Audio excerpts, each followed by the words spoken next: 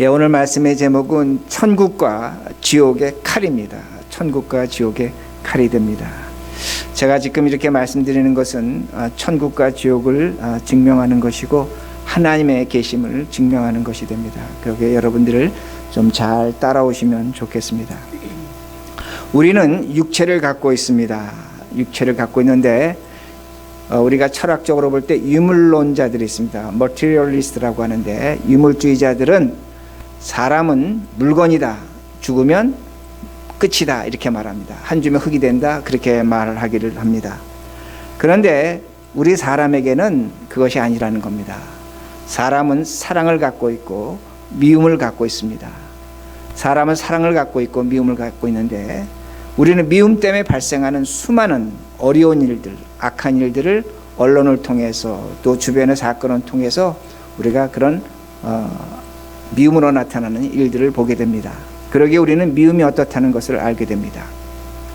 동시에 우리는 사랑으로 인해서 이 세상에 정말로 감동스러운 것들, 우리 삶 속에 기쁨을 주고 감동을 주는 그런 수많은 사건들을 우리가 보게 됩니다. 그런데 우리는 사랑의 이야기를 통해서 뭘 느끼냐면, 우리가 살아가는 이 세상이 참 천국과 같다 그런 생각을 하게 됩니다. 천국이라는 느끼게 되고, 우리가 미움의 사건을 통해서 우리는 뭘 느끼게 되냐면 이 세상은 지옥과 같을 수밖에 없다, 이런 두 가지를 우리가 느끼게 됩니다. 그러니까 우리는 삶을 살아가면서 사랑을 통해서 천국을 느끼고 미움을 통해서 지옥을 느낀다는 말씀이 됩니다. 오늘 우리에게 지옥과 천국이 나타난다는 겁니다. 오늘 우리에게 지옥과 천국의 모습이 나타난다는 겁니다. 그런데 사람은 생각할 수 있는 것만 생각합니다. 좀 어려운 말씀이 되겠지만 사람은 생각할 수 없는 것을 생각하지 못합니다. 만약에 사람이 생각하는 것은 이 세상에 존재하는 것입니다. 사람은 생각할 수 있는 것만 생각합니다. 근데 만약에 오늘 내가 생각할 수 없는 것을 생각한다면 그거는 사람이 아니라 신이 된다는 겁니다. 제가 왜 이렇게 말씀드리냐면, 오늘 우리가 지옥과 천국을 생각한다면 지옥과 천국은 존재하는 겁니다. 무슨 말씀인지 아시겠습니까? 오늘 만약에 우리가 지옥과 천국을 생각할 수 없다면 지옥과 천국은 존재하지 않는 겁니다. 그러므로 하나님은 존재하는 겁니다. 제가 왜 이렇게 말씀드리냐면, 역사적으로 인간은 물건이라고 한 유물주의자들, 또한 신이 없다고 하는 공산주의는 인류 역사에서 100년도 안 돼서 사라지는 것을 볼 수 있다는 겁니다. 이건 어떤 의미가 되냐면 하나님의 존재가 있다는 겁니다. 인간은 생각할 수 없는 것을 거부합니다. 즉 신이 없다고 하는 것을 거부한 것입니다. 그러기에 유물주의와 공산주의는 역사 속에 사라진다는 겁니다. 제가 왜 오늘 이렇게 말씀드리냐면, 오늘 본문의 주인공은 바울인데, 바울은 자신이 이 땅의 삶을 살아갈 때 천국과 지옥을 경험했습니다. 그리고 그의 삶을 통해서 우리에게 동시에 보여주는 것이 뭐냐면 천국과 지옥이라는 겁니다. 그러게 여러분 성경을 펴시기 바랍니다. 15절입니다. 15절부터 천천히 보시기 바랍니다. 아시아에 있는 모든 사람이 나를 버린 이 일을 내가 아나니 그 중에는 부겔로와 허머게너도 있느니라. 자, 바울이 굉장히 놀라운 얘기를 하는데, 지금 디모데후서는 바울이 죽기 일보 직전에 쓴 성경이 됩니다. 아시아에 있는 모든 사람들이 나를 버렸다고 그렇게 말합니다. 여기서 아시아라는 것은 오늘날의 터키를 의미합니다. 그곳에 많은 교회가 있었고 교인들이 있었는데 그들을 나를 버렸다고 그렇게 말합니다. 그 중에 두 사람 얘기하는데 부겔러와 허머게너도 자신을 버렸다고 그렇게 말합니다. 근데 이와 똑같은 내용이 디모데후서 4장 16절에도 나옵니다. 찾지는 않겠습니다. 디모데후서 4장 16절에도 바울은 뭐라고 얘기하냐면, 아시아에 있는 사람들, 교회 지도자들이 나를 버렸다고 그렇게 이야기합니다. 그러니까 바울에게 지금 어떤 상처가 있냐면 사람들이 나를 버렸다는 겁니다. 배신의 상처가 있는 겁니다. 그러면 왜 교회 지도자들이 바울을 버렸는가 합니다. 바울은 1차, 2차, 3차의 선교를 통해서 아시아 지역에, 오늘날 터키 지역에 많은 교회를 세우게 됩니다. 그 교회 중에 하나가 두아디로 교회도 있고 에베소 교회도 있었고 버가마 교회도 있었습니다. 교회를 세우면 교인들이 있어야 되고 교회 지도자가 있어야 되는 겁니다. 그렇게 바울에 의해서 교회의 지도자와 교인들이 세워졌습니다. 그런데 그들이 바울이 죽기 직전에 다 배신을 했다는 겁니다. 바울을 버렸다는 겁니다. 왜 버렸는가입니다. 무엇 때문에 버렸는가입니다. 로마 때문입니다. 로마는 식민지를 통치할 때 식민지의 종교를 갖고 통치를 했습니다. 그러니까 로마의 말을 들으면 그 민족이 갖고 있는 종교를 허용해 줬습니다. 그런데 유대인들은 유대교 하나님을 믿었는데 그들이 AD 67년에서 70년까지 로마에게 반발을 했습니다. 로마와 싸웠습니다. 로마와 싸우자 그 로마가 어떤 벌을 줬냐면 예루살렘을 완전히 파괴시켰습니다. 성전을 파괴시켰습니다. 성전을 파괴시켰기 때문에 유대인들은 제사를 드리지 못합니다. 예루살렘 출입을 금지해버렸습니다. 유대인들 오로지 한 곳 예루살렘에서 제사를 드릴 수가 있었습니다. 그리고 제사장이 없어졌습니다. 그리고 로마가 허락한 것이 뭐냐면 너희 유대인들은 회당에서 너희들이 있는 지역마다 조그만 집을 짓고 그곳에서 예배를 드리라고 그렇게 허락을 해 주었습니다. 이걸 로마의 공인 종교라고 합니다. Approved religion 또는 Permitted religion. 그러니까 라이센스를 준 겁니다. 유대인들에게 너희는 이곳에 모여서 이렇게 예배를 드리라는 겁니다. 그런데 그 당시에 어떤 일이 있었냐면 예수님이 이 땅에 오시고 십자가에 죽고 부활하시고 하늘로 승천하셨습니다. 근데 바울이 그때 전도를 한 겁니다. 근데 바울은 그 전도 시작을 어디서 했냐면 유대인 회당에서 시작했습니다. 왜냐하면 기독교 당시에 바울이 전한 복음은 로마가 볼 때 이단이었습니다. 미신이었습니다. 어프로브되지 않은 종교입니다. 허락받지 않은 종교입니다. 그러기에 바울은 회당에서 예수 그리스도를 전하기 시작했다는 겁니다. 그럼 왜 기독교가 이단이 됐고 왜 미신이 됐는가? 왜 로마가 허락하지 않는가? 예수는 로마의 입장에서 보면 정치범입니다. 사형수입니다. 로마 입장에서 보면.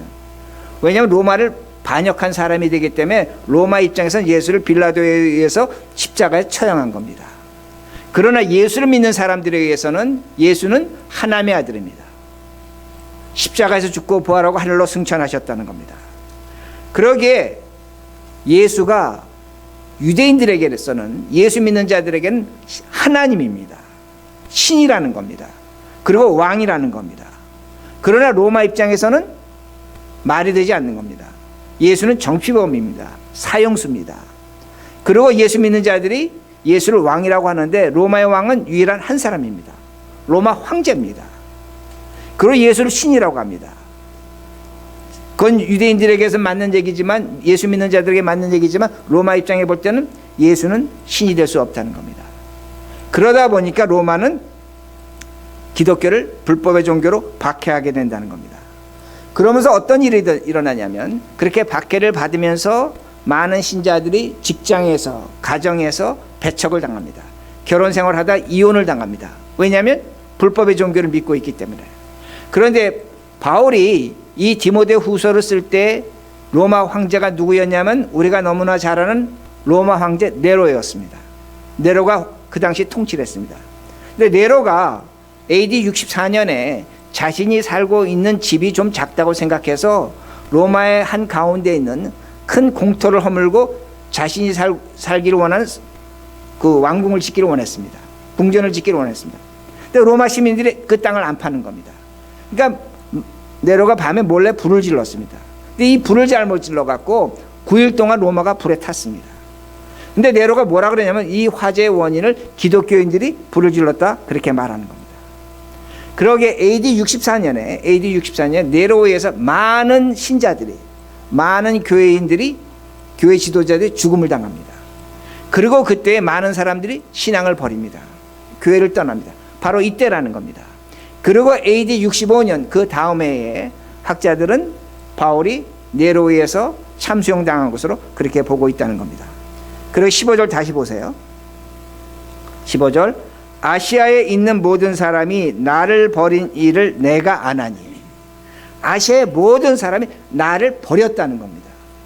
이 버렸다는 단어는 군사적인 용어인데 A와 B가 함께 지금 적을 향해서 싸우고 있는 겁니다. 칼을 들고 싸우고 있는 겁니다. 근데 A와 B가 지금 적을 향해서 싸우고 있는데 벼랑간 A가 싸우다가 칼을 거두고 칼집에 꽂습니다. 그리고 뒤돌아서 도망가는 겁니다. 그럴 때 B는 A로부터 버림을 당하는 겁니다. B는 적에게 죽을 수밖에 없는 그런 상황이 된다는 겁니다. 바로 이런 의미가 되는 겁니다.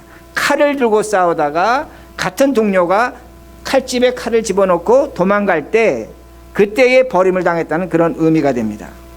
그러기에 부겔로와 허모게노도 마찬가지입니다. 처음에는 예수를 위해서 이 두 사람과 바울이 함께 칼을 들고 싸웠습니다. 칼을 들고 싸우다가 어떤 일이 있었냐면 네로 황제의 핍박이 나타나니까 부겔로와 허모게노가 칼을 칼집에 집어넣은 겁니다. 그리고 돌아선 겁니다. 바울을 버린 것이 됩니다. 그러다 보니까 지금 바울이 혼자 적과 싸우게 되고 죽을 수밖에 없는 입장이 됐다는 겁니다. 버림을 당했다는 겁니다. 여러분, 우리도 마찬가지입니다. 우리도 누군가와 함께 우리 이 어려운 삶을, 인생을 함께 칼을 들고 싸우자 그렇게 약속을 했습니다. 그 약속을 서로 지키며 살아왔습니다. 그런데 어느 날 갑자기 한 사람이 싸우지 않습니다. 칼을 칼집에 도로 집어넣고 나는 같이 못 있겠다는 겁니다. 나는 이 자리를 벗어나겠다고 합니다. 그럼 그때 뭘 느낍니까? 배신감을 느끼는 겁니다. 절망을 느끼는 겁니다.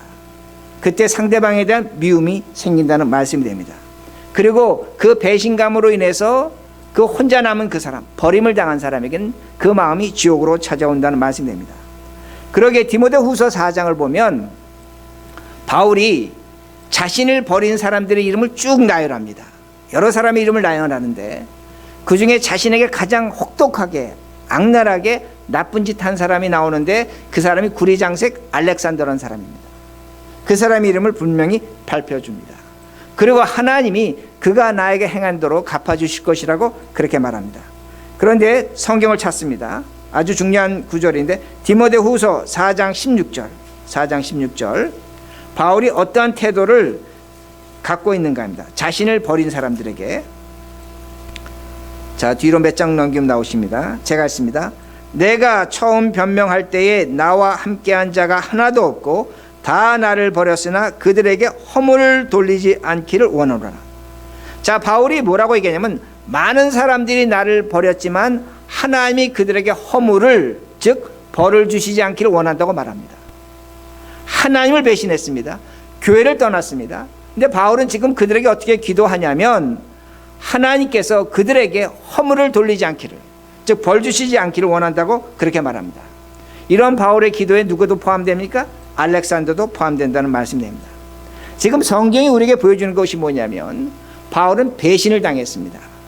배신을 당했지만 미워하지 않는다는 것을 보여줍니다. 그들이 네로에 의해서 교회를 떠나가고 배신할 수밖에 없는 상황을 바울은 이해하고 있다는 겁니다. 중요한 것은 뭐냐면 바울이 그들을 미워하지 않는다는 겁니다. 다시 말씀드립니다. 바울은 그들을 미워하지 않는다는 겁니다. 여러분 보시기 바랍니다. 오늘 우리 한국 사회가 얼마나 미움으로 가득 차 있습니까? 좌파와 우파로 갈라져서 미움이 아주 팽배해졌습니다. 몇십만 명이 몇백 명이 모였다고 하면서 미움을 외치고 있습니다. 우리 한국 사회가 어떻습니까? 나이 든 사회와 젊은 세대가 서로 미워합니다. 지방과 지방이 서로 미워하고 있다는 겁니다. 서로 미워하기에 지금 잔인하게 공격하고 있는 것을 볼 수가 있습니다. 미국도 마찬가지입니다. 미국도 이민자의 문제로 서로에게 미움이 생기고 있습니다. 서로 다른 언어, 서로 다른 얼굴 색깔, 서로 다른 종교로 인해서 서로 미워하고 있는 것이 오늘날의 미국입니다. 공화당과 민주당도 서로 미워하고 있다는 겁니다. 그러기에 이렇게 서로 싸우면서 미움이 나타나는 겁니다. 그런데 예수님께서 뭐라고 말씀하십니까? 형제를 미워하는 자마다 뭐 했다? 살인한 자라고 말씀하는 겁니다. 왜 예수님께서 형제를 미워했는데 살인한다고 그렇게 말씀하고 있는 겁니다. 여러분, 미움은 진실을, 사실을 왜곡시킵니다. 아주 중요합니다. 미움은 진실과 사실을 왜곡시킨다는 겁니다. 미움은 불의를 정의로 만듭니다. 거짓을 진실로 만들어버립니다. 악을 선으로 만들어버립니다. 이것이 미움입니다. 여러분, 미움이 세상을 지배하면 뭐가 지배하는 줄 아십니까? 악이 지배합니다. 불의가 지배합니다. 거짓이 지배하는 겁니다. 그러기에 이렇게 서로 미워하며 칼로 찌를 때 오늘의 지옥이 나타나는 겁니다. 여러분, 미워하는 사람이 있으면 그 사람의 마음은 지옥입니다. 견딜 수 없다는 겁니다. 오늘날 우리가 가장 경계할 사람이 누구냐면 우리 옆에 와서 이렇게 말합니다. 나는 당신에게 진실을 말합니다. 사실을 말합니다. 진실과 사실을 말하지만 거기에 미움이 섞여 있다면 그 진실과 사실은 사라지고 미움만 남는 겁니다. 이것이 인간의 본성이라는 겁니다. 여러분, 한국에서 좌파와 우파가 싸울 수 있습니다.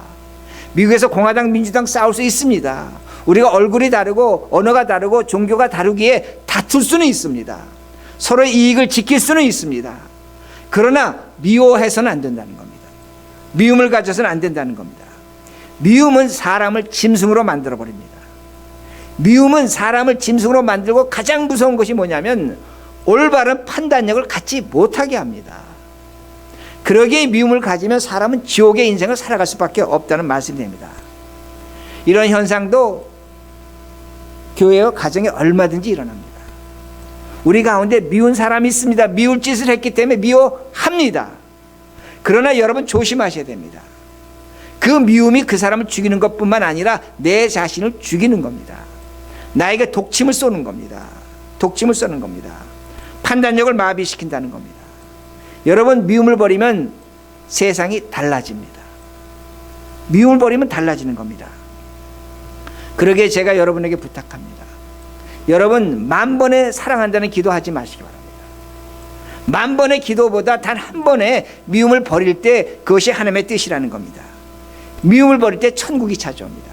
자, 그러면 제가 왜 이렇게 길게 설명을 드렸냐면 바울에게 미움을 버리는 것을 가르쳐준 사람이 있다는 겁니다. 바울이 이렇게 스스로 미움을 버린 것이 아니라 바울에게 미움을 버리는 것을 가르쳐준 사람이 있다는 겁니다. 그것이 16절에 나옵니다. 16절. 원하건대 주께서 오네시보로의 집에 긍휼을 베푸시옵소서. 그가 나를 자주 격려해주고 내가 사슬에 매인 것을 부끄러워하지 아니하고. 지금 바울이 오네시보의 집이라고 말합니다. 이 말씀을 어떻게 해석할 수 있냐면 오네시보가 살아있다면 오네시보라고 부릅니다. 근데 아마 오네시보는 순교당한 것 같습니다. 죽은 것 같습니다. 그러니까 오네시보의 집이라고 그렇게 부릅니다. 근데 바울이 이 짧은 3절 말씀 속에 2번이나 오네시보를 긍휼을 베풀어 달라고 하나님께 기도합니다. 복을 달라는 겁니다. 은혜를 달라는 겁니다. 그러니까 이 성경이 지금 우리에게 암시하는 것이 뭐냐면 바울은 오네시보를 통해서 엄청난 은혜를 받았습니다. 은혜를 받았기 때문에 짧은 말씀 3절의 말씀인데 2번이나 그 오네시보에게 하나님의 긍휼하심이 있게 달라고 기도를 합니다. 그리고 16절 후반절 보세요. 무엇인가 그것이 내가 사슬에 매인 것을 부끄러워하지 아니하고. 그러니까 바울이 감옥에 있었는데 그걸 부끄러워하지 않은 사람이 오네시보라는 겁니다. 근데 여러분, 바울 당시의 감옥과 오늘날의 감옥은 다릅니다. 여러분, 성지순례 가면 바울이 있던 감옥이라고 해서 지하 감옥을 보여준다고 하는데 제가 볼 땐 맞지 않는 것 같습니다. 여러분, 바울은 사도행전 28장 30절을 보면 자신이 있던 감옥을 셋집이라고 말합니다. 렌티드 하우스. 그러니까 집을 렌트해서 들어간 겁니다. 그게 감옥입니다.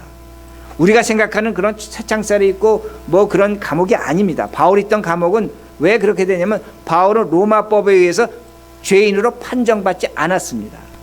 그러기에 렌트한 집에 들어가 있는 겁니다. 그리고 그 집에서 바울은 자신의 동료 최소한 4명에서 7명과 함께 살았습니다. 많은 사람들이 자유롭게 방문할 수 있었습니다. 다만 그 집을 지키는 로마 군인들은 그 앞에 있었습니다. 근데 17절에 아주 중요한 구절인데 이렇게 말씀이 있습니다. 로마에 있을 때 나를 부지런히 찾아와 만났습니다. 누가? 오네시보로가. 근데 제가 이거 공동번역으로 읽어드립니다. 공동번역 이렇게 번역했습니다. 그가 로마에 와서 나를 찾느냐고 굉장히 애쓴 끝에 나를 만났습니다. 그러니까 오네시보로가 바울을 찾기 위해서 굉장히 애썼다는 겁니다.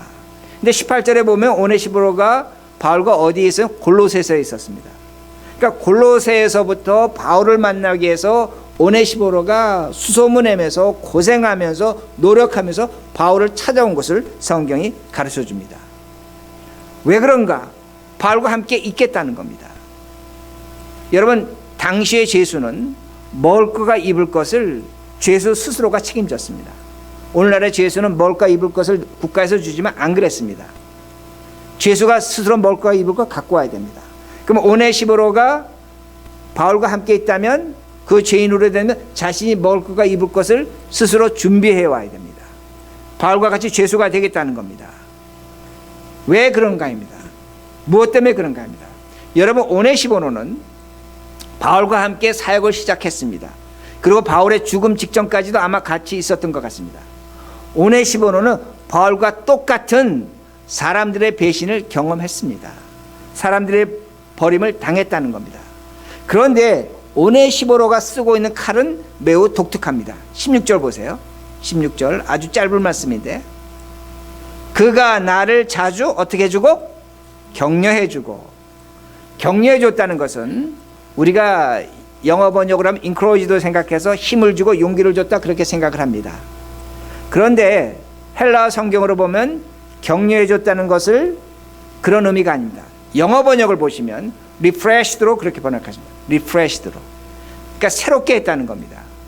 저는 옛날 개역 성경이 있는데 개역 성경 뭐라고 번역해놓으면 저가 나를 자주 유쾌하게 했다고 말합니다. 유쾌하게 했다고 말합니다. 저는 격려보다는 유쾌하게 했다는 말이 더 맞는 것 같습니다. 근데 유쾌하게 했다는 그 헬라어 의미는 뭐냐면 마음이 뜨거워졌습니다.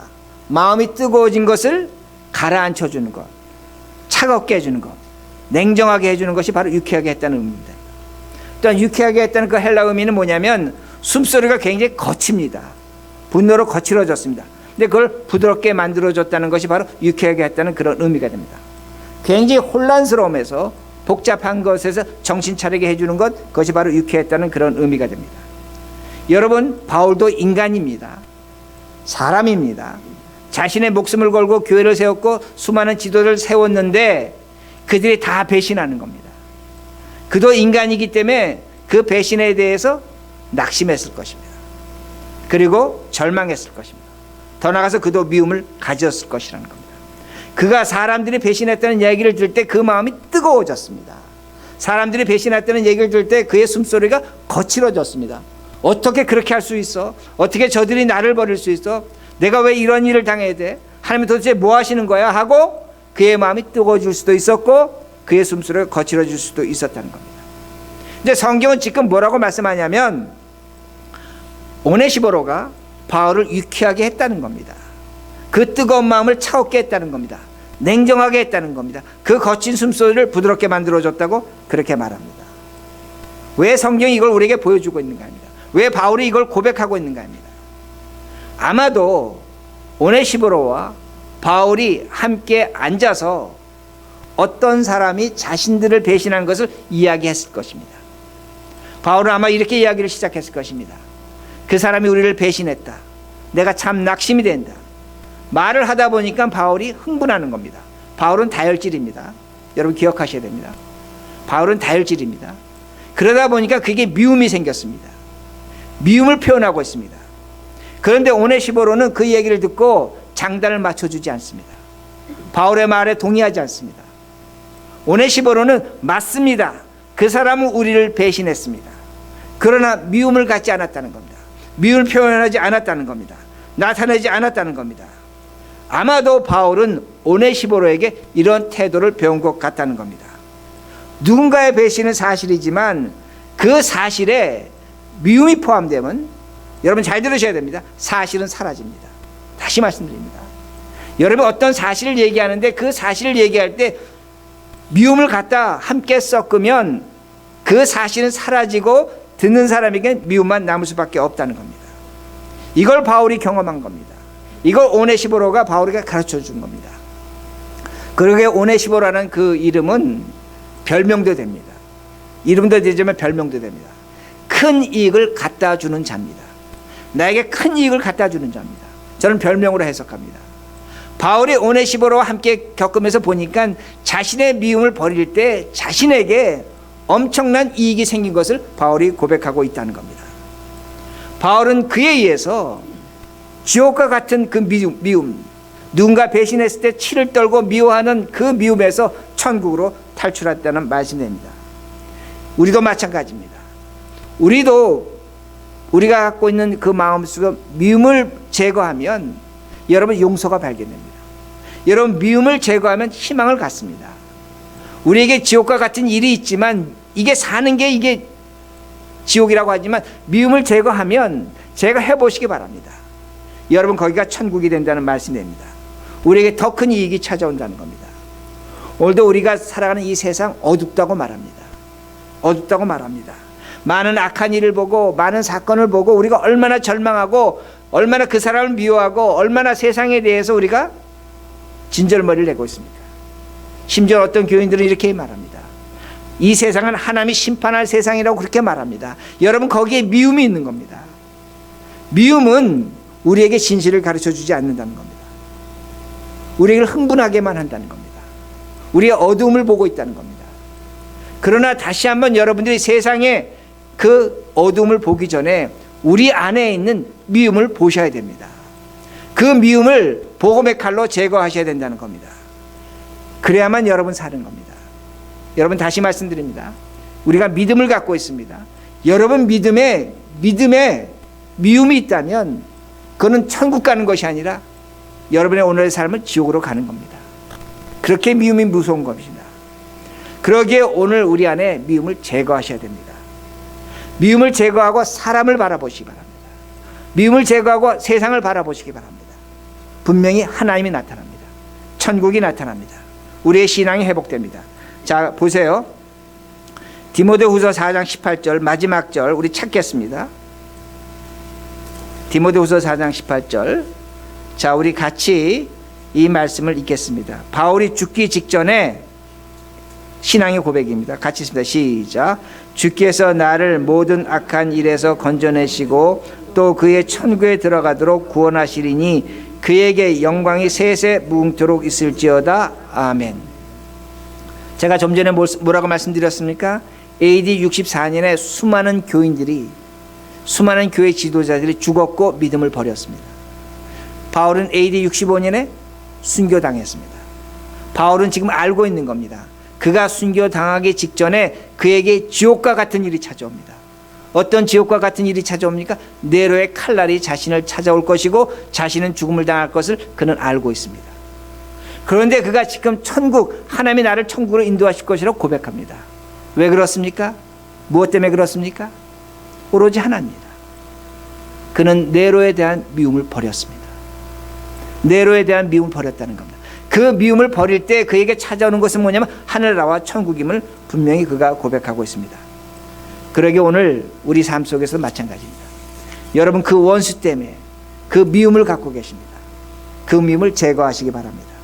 오늘의 천국을 경험할 것이고 미래의 하늘나라 하나님을 만나게 될 것입니다. 이렇게 살아가는 우리 모두가 되기를 간절히 바랍니다.